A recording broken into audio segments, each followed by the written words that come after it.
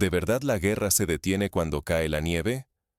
Hoy vamos a desmontar ese mito y a descubrir por qué el frente ucraniano nunca estuvo tan activo como ahora, a pesar del frío. Durante semanas, muchos esperaban que la llegada del invierno congelara el conflicto. Nieve, barro, niebla y temperaturas por debajo de cero. Para Occidente, esas eran las condiciones ideales para un estancamiento. Además, los rumores sobre negociaciones en Abu Dhabi reforzaban la idea de una posible pausa en los combates, un respiro temporal para ambos bandos. Pero mientras los titulares hablaban de treguas y diplomacia, la realidad en el suelo era otra muy distinta. Rusia, lejos de buscar grandes ofensivas rápidas, ha desplegado una presión silenciosa pero constante, que avanza como una maquinaria bien afinada. Nada de espectaculares avances, nada de imágenes impactantes para los noticieros. El método ruso ahora es metódico y sistémico. Avanzar paso a paso, nunca detener la presión, y desgastar al enemigo por acumulación diaria. Occidente observa con creciente alarma cómo esta estrategia, lejos de perder impulso en invierno, parece fortalecerse con cada jornada. Analistas y expertos detectan que la línea del frente no está congelada, sino que se mueve de forma casi imperceptible, pero implacable. Y cada pequeño cambio suma. Un pueblo liberado, una línea de abastecimiento cortada, una fortificación aislada. El resultado es un desgaste físico y psicológico que el enemigo siente cada vez más, aunque no lo vea venir en los mapas. Aquí está el verdadero riesgo. Si subestimamos estas tácticas sutiles y no aprendemos a leer los signos, perdemos la capacidad de prever grandes cambios estratégicos. Y peor aún, quedamos vulnerables ante errores de juicio que podrían costarnos muy caro en términos de seguridad, influencia y economía. Para entender cómo opera realmente esta máquina de presión invernal, vamos a retroceder al comienzo del invierno y desmontar, uno por uno, los mitos que han distorsionado nuestra percepción del frente. Mientras el frío paraliza a muchos, otros convierten cada día en una oportunidad. El invierno, históricamente, es sinónimo de pausa en los frentes de batalla. La nieve, la niebla y el hielo suelen frenar tanto a la maquinaria como a los soldados. Sin embargo, la realidad en Ucrania desafía esta percepción tradicional. Mientras algunos hablan de negociaciones y de supuestas pausas tras las reuniones en Abu Dhabi, el terreno cuenta una historia completamente diferente. No existen grandes treguas, ni un verdadero letargo. Enero no fue un mes de estancamiento, sino de expansión. Las fuerzas rusas sumaron casi 400 kilómetros cuadrados a su control en apenas un mes. A simple vista, esta cifra puede no parecer espectacular. Pero cada kilómetro conquistado representa mucho más que un avance territorial. Es un golpe directo al enemigo, un desgaste constante que debilita su moral y su capacidad operativa. Cada pequeño movimiento obliga a Ucrania a dividir recursos, estirar líneas de defensa y asumir pérdidas logísticas que no pueden reponerse con la misma rapidez. Aquí no se trata de episodios aislados ni de ataques esporádicos. El verdadero avance es sistémico, una presión metódica que no da respiro, minando las defensas ucranianas día tras día.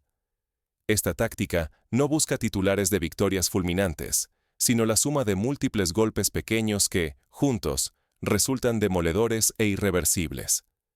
Ignorar este contexto lleva a análisis superficiales, incapaces de anticipar el impacto real de la estrategia rusa. No comprender la importancia de estos avances mínimos es perder la visión de cómo la guerra moderna se define no por el tamaño de las operaciones, sino por la acumulación de presión y desgaste. Pero más allá de los números, lo que realmente importa es cómo esta estrategia silenciosa va desmoronando poco a poco las defensas ucranianas y marcando el ritmo del conflicto. Cada pequeño golpe suma. ¿Cómo resiste un adversario cuando la presión nunca se detiene, cuando cada día trae una nueva grieta en sus defensas? La ofensiva rusa en Ucrania no se basa en asaltos frontales ni en avances espectaculares, sino en una táctica distinta: aislar, erosionar, desgastar. En lugar de lanzarse sobre las líneas enemigas, las fuerzas rusas concentran su esfuerzo en ir tomando nodos estratégicos, uno por uno. Yarkov, Kupiansk, Izium, Volchansky. Cada localidad perdida por Ucrania no solo significa territorio. Significa una red logística que se debilita, rutas de abastecimiento que se saturan y puentes o ferrocarriles esenciales que quedan al borde del colapso. Mientras más enclaves caen, más difícil resulta enviar refuerzos, municiones o alimentos a las líneas avanzadas.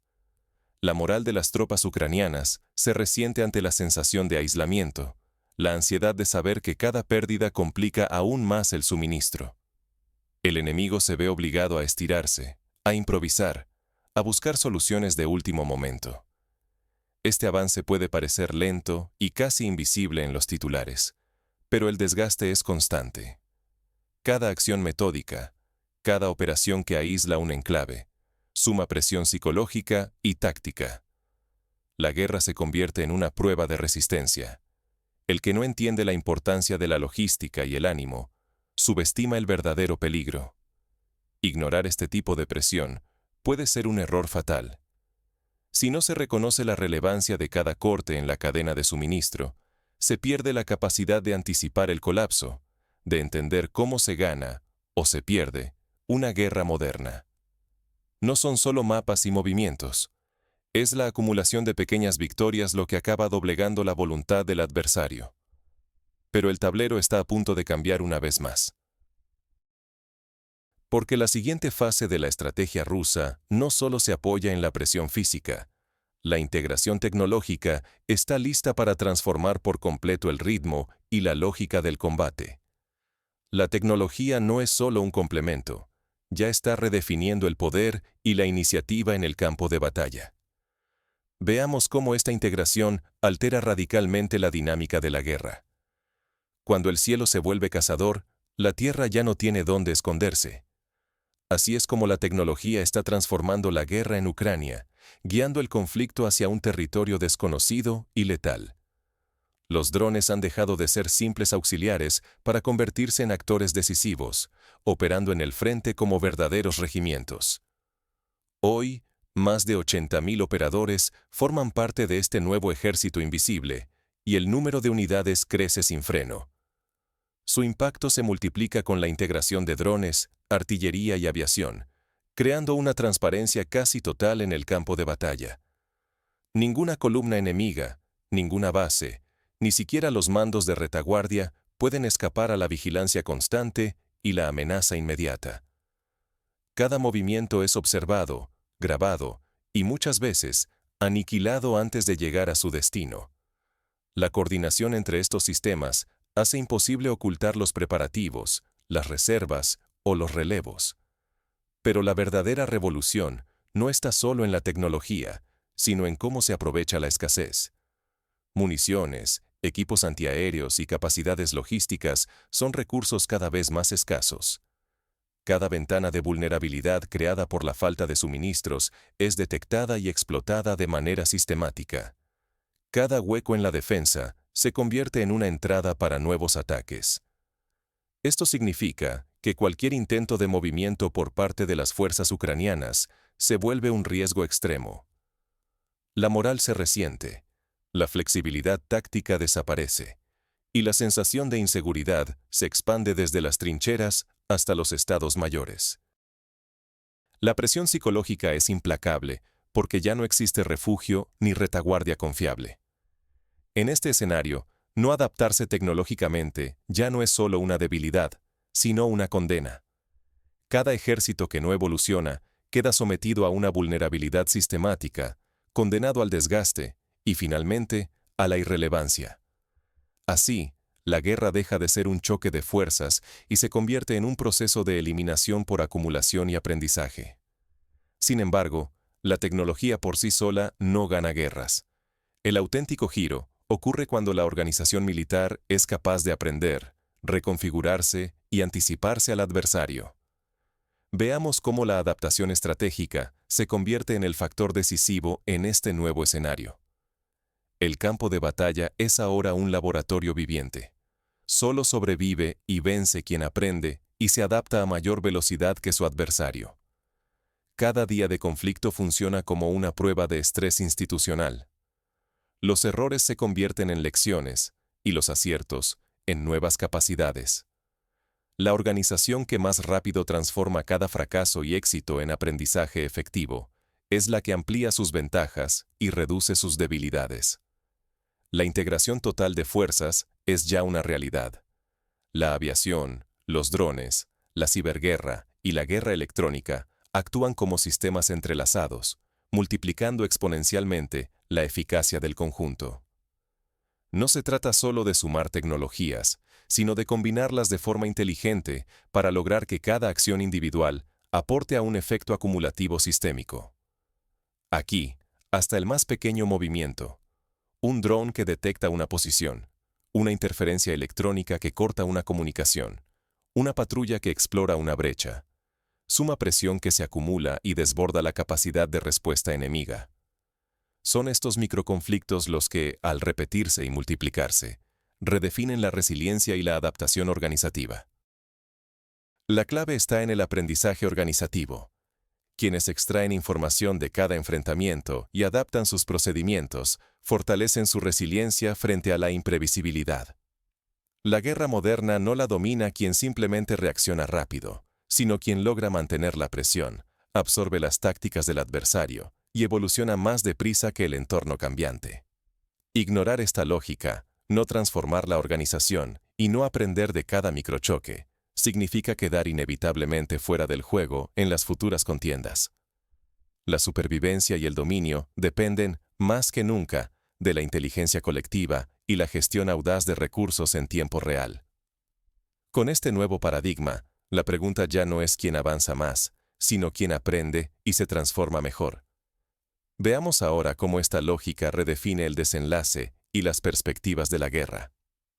En una guerra de desgaste, solo existen dos opciones: adaptarse o quebrarse. No hay lugar para el estancamiento ni para el autoengaño. La presión sistemática termina por doblegar a quienes no logran evolucionar a tiempo. Lo ocurrido en Ucrania demuestra que el conflicto ya no se decide en grandes ofensivas ni en victorias relámpago. El verdadero poder reside en la capacidad de transformar cada pequeño avance, cada ajuste logístico, cada innovación tecnológica en una acumulación irresistible de ventajas.